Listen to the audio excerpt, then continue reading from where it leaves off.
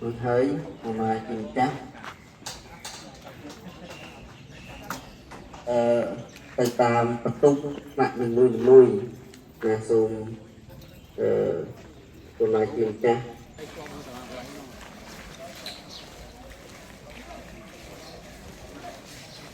thôi ai lộ dụ bắt đấy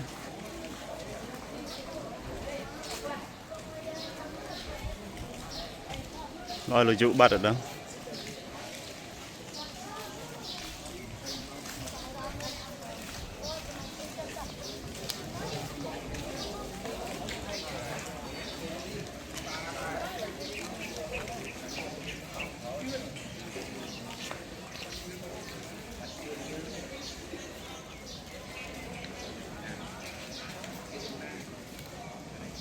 đây thì không là tao buôn đây, không là tao buôn này, không là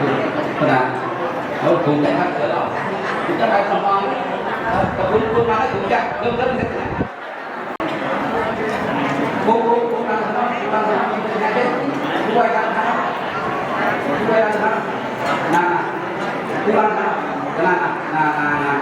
giờ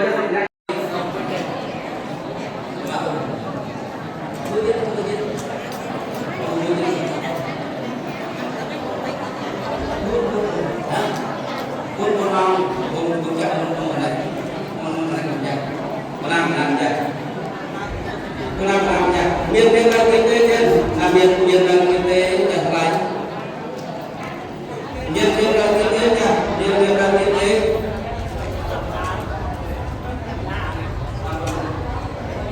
các anh nhá miền Nam kinh tế rong rong đây cùng lấy có phải rong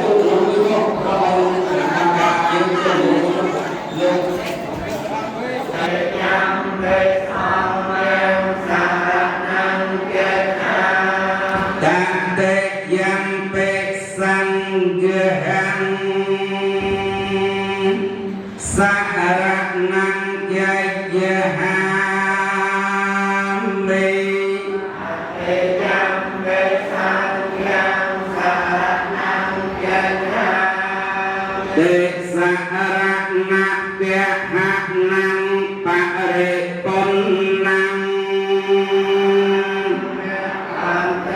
Bye.